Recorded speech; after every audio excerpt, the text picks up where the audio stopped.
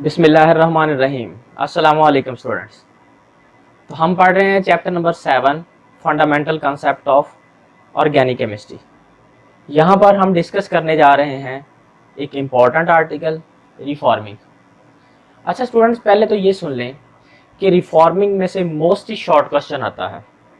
वो आपसे पूछ लेता होता है व्हाट इज़ रिफॉर्मिंग या define reforming, give an example. वो आपसे पूछ लेता होता है what is octane number and how octane number is improved, इस तरह का। लेकिन ऐसा नहीं है कि ये लॉन्ग क्वेश्चन नहीं आ सकता, ये लॉन्ग क्वेश्चन भी आ सकता है। बट मोस्टली अगर एग्जाम्स को देखा जाए तो इसमें से जो मैंने 2 शॉर्ट क्वेश्चंस बताए हैं यही वो पूछते हैं।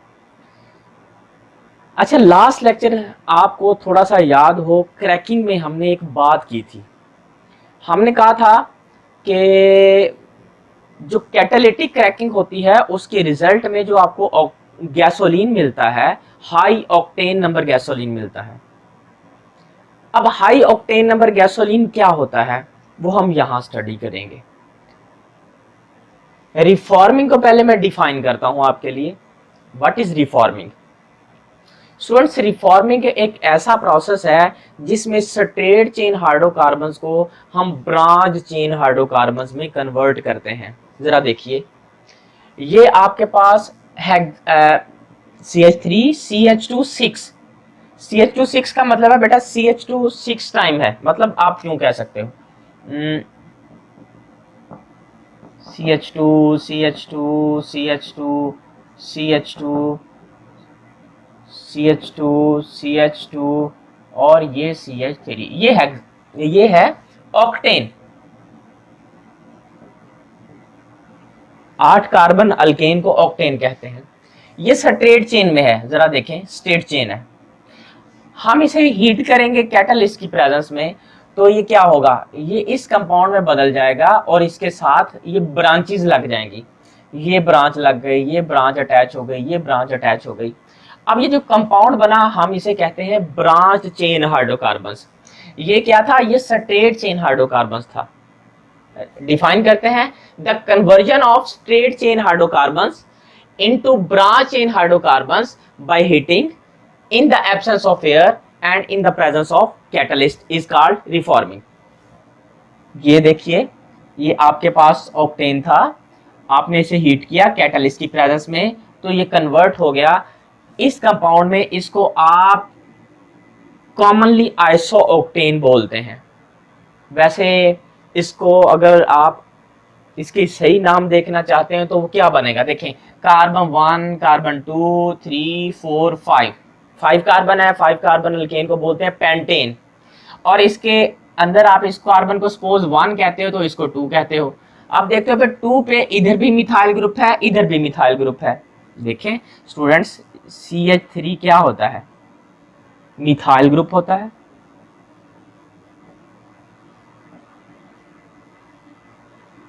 अगर इसी तरह से CH3 सिंगल बॉन्ड CH2 ये ग्रुप होता, आप इसे 2 कार्बन की निस्बत से इथाइल ग्रुप बोलेंगे। अगर इस तरह से होता CH3 CH2 CH2 तो 3 कार्बन की निस्बत से हम इसे प्रोपाइल ग्रुप बोलेंगे। ठीक है, तो ये भी मिथाइल, ये भी मिथाइल। अच्छा, कार्बन नंबर 4 पे भी मिथाइल है तो हम इसे बोलेंगे 224 224, क्योंकि 2 दफा पोजीशन 2 पे मिथाइल लगा है और 1 दफा पोजीशन 4 पे मिथाइल लगा। 224 ट्राई मिथाइल पेंटेन। ट्राई क्यों कहा, 1 2 3 ट्राई मिथाइल, 3 मिथाइल है और ये 5 कार्बन है पेंटेन, और कॉमनली इसको बोलते हैं आइसोऑक्टेन। तो बेटा स्ट्रेट चेन हाइड्रोकार्बन्स कैटलिस्ट की मौजूदगी में हीट करने पे तब्दील हो गए ब्रांच चेन हाइड्रोकार्बन्स में, इन्हें आइसोऑक्टेन कहेंगे। और आपको ये मैं याद करवा दूं यहाँ पे कि ये वाला जो है स्ट्रेट चेन जो ऑर्गेनिक कंपाउंड होते हैं बेटा उनके बॉइलिंग पॉइंट ज्यादा होते हैं, और जब वो ब्रांच चेन हाइड्रोकार्बन्स में तब्दील हो जाते हैं उनके बॉइलिंग पॉइंट कम होते हैं। रिमेंबर, याद रखेंगे आप इसको, इनके बॉइलिंग पॉइंट ज्यादा, इनके बॉइलिंग पॉइंट कम। अच्छा, ये तो था रिफॉर्मिंग। अब रिफॉर्मिंग करते क्यों हैं? Improvement of octane number of gasoline. फिर वर्ड आ गया ऑक्टेन नंबर। गैसोलीन का ऑक्टेन नंबर बढ़ाने के लिए जो हम प्रोसेस परफॉर्म करते हैं उसे हम रिफॉर्मिंग कहते हैं। अब ऑक्टेन नंबर है क्या बेटा, नीचे डिफाइन किया मैंने कहा जी percentage of branch in hydrocarbons यानी isooctane in gasoline is called octane number. आपके पास गैसोलीन है, गैसोलीन की कंपोजिशन याद करें, हमने पढ़ा था गैसोलीन में कार्बन 3 से लेकर यानी प्रोपेन से लेकर कार्बन 4 यानी ब्यूटेन से लेकर कार्बन 13 यानी ट्राइडिकेन तक ये वाले उसमें कंपाउंड्स मौजूद होते हैं। और उसमें हमने ये बात भी की थी कि उसमें carbon 6 hexane, carbon 7 heptane, carbon 8 octane वाले अल्केन्स ज्यादा पाए जाते हैं, राइट। अब जरा देखिए ये क्या है, ये 8 कार्बन कंपाउंड है, ये भी 8 कार्बन कंपाउंड था, आपने स्ट्रेट चेन को ब्रांच चेन में तब्दील कर दिया। इससे क्या हुआ, आप ब्रांचेस वाले कंपाउंड बढ़ा रहे हो, और जितने ज्यादा गैसोलीन के अंदर ब्रांचेस वाले कंपाउंड ज्यादा होंगे हम कहते हैं उसका ऑक्टेन नंबर उतना ही ज्यादा होगा। और बेटा जितना ऑक्टेन नंबर ज्यादा होता है उतनी ही उस फ्यूल की क्वालिटी बेहतर होती है, उसकी कंबस्चन इंजन के अंदर, गाड़ी के इंजन के अंदर उसकी कंबस्चन जो होती है वो स्मूथ होती है, इसलिए हम उसे गुड क्वालिटी फ्यूल कहते हैं और इसे हाई ऑक्टेन नंबर फ्यूल कहते हैं। तो percentage of branch chain hydrocarbon in gasoline is called octane number, याद रख लेंगे जी। अच्छा बेटा जो बैड क्वालिटी फ्यूल होता है, अच्छी क्वालिटी का फ्यूल नहीं होता, स्ट्रेट चेन जैसे कि सिंपल ऑक्टेन ले लिया, जैसे कि सिंपल हेप्टेन ले लें, 7 कार्बन कंपाउंड, जब उनको आप कंबस्चन उनकी होती है ना, इंजन के अंदर उनकी कंबस्चन होती है, तो उसमें उनकी कंबस्चन पहले स्टार्ट हो जाती है और स्पार्क प्लग जो है वो बाद में फायर अप होता है, जिसकी वजह से एक साउंड प्रोड्यूस होती है इंजन के अंदर जिसको आप नॉकिंग बोलते हैं। तो व्हाट इज नॉकिंग, हम रिफॉर्मिंग करते क्यों है, नॉकिंग को रिड्यूस करने के लिए। जो स्ट्रेट चेन हाइड्रोकार्बन्स होते हैं बेटा वो नॉकिंग प्रोड्यूस करते हैं, और जो ब्रांच चेन हाइड्रोकार्बन्स होते हैं वो नॉकिंग प्रोड्यूस नहीं करते। तो नॉकिंग है क्या, a sharp metallic sound produced in engine by combustion of low quality gasoline. जो बैड क्वालिटी गैसोलीन है जब वो कंबस्चन इंजन के अंदर बर्न करता है, उसकी combustion started before the spark plug fires, then a sharp metallic sound produced which is called knocking। हम चाहते हैं इस नॉकिंग को रिड्यूस करें, और इस नॉकिंग को रिड्यूस करने का क्या तरीका है, हम फ्यूल की रिफॉर्मिंग कर दें, हम स्ट्रेट चेन वालों को ब्रांच चेन हाइड्रोकार्बन्स में तब्दील कर दें, और ये रिफॉर्मिंग प्रोसेस से होगा, राइट। अच्छा आप याद रख लीजिए साइंटिस्ट ने ये कहा है, इंडस्ट्रियलिस्ट ये कहते हैं कि वो गैसोलीन जिसमें आइसो ऑक्टेन होगा उसके ऑक्टेन नंबर को आप 100 लेते हैं, तो आइसो ऑक्टेन का ऑक्टेन नंबर आर्बिट्रेरीली 100 लिया जाता है। इसी तरह से गैसोलीन के अंदर जो हेप्टेन पाई जाती है 7 कार्बन कंपाउंड, उसका ऑक्टेन नंबर 0 लिया जाता है। फिर हम गैसोलीन के अंदर आइसो ऑक्टेन और हेप्टेन रेशियो चेक करते हैं, क्या बोला मैंने, iso octane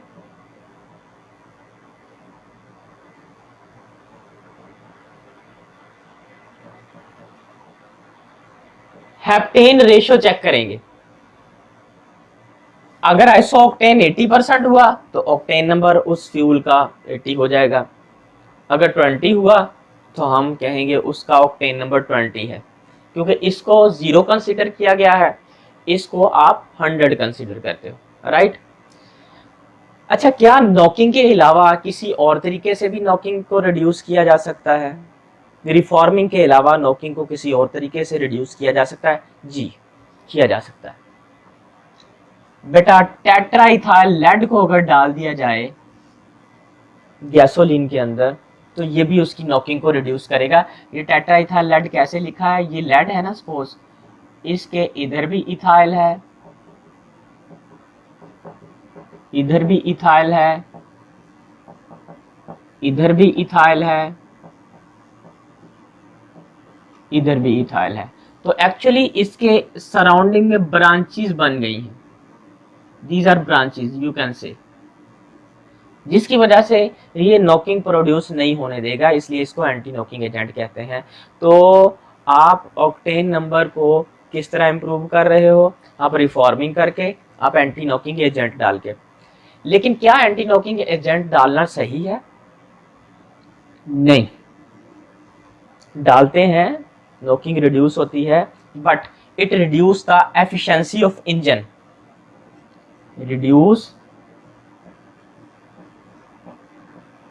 efficiency of engine.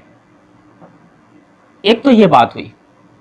Secondly, it also produce air or atmospheric pollution.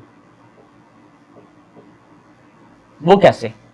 देखें, जब गैसोलीन की कंबस्टन हो रही होगी, इसकी भी कंबस्टन होगी। जब इसकी कंबस्टन होगी तो लेड की कंबस्टन से लेड ऑक्साइड बनेगा। लेड ऑक्साइड बाद में रिड्यूस होके मेटालिक लेड में तब्दील हो जाएगा। मेटालिक लेड वो पाइप्स के थ्रू जो है स्मोक के जरिए एटमॉस्फेयर में आ जाएगा, माहौल में आ जाएगा। जब एटमॉस्फेयर में आएगा, सांस लेंगे तो हमारे लंग्स में जाएगा। तो स्टूडेंट्स कहते हैं कि मेटालिक लेड जो है वो एटमॉस्फेरिक पोल्यूशन के through blindness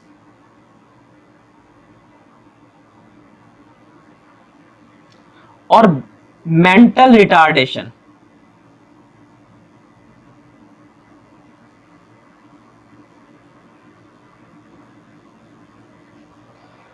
in small younger children, infants, ये जो छोटे बच्चे होते हैं उनमें ब्लाइंडनेस काज कर सकता है, उनमें मेंटल रिटार्डेशन काज कर सकता है।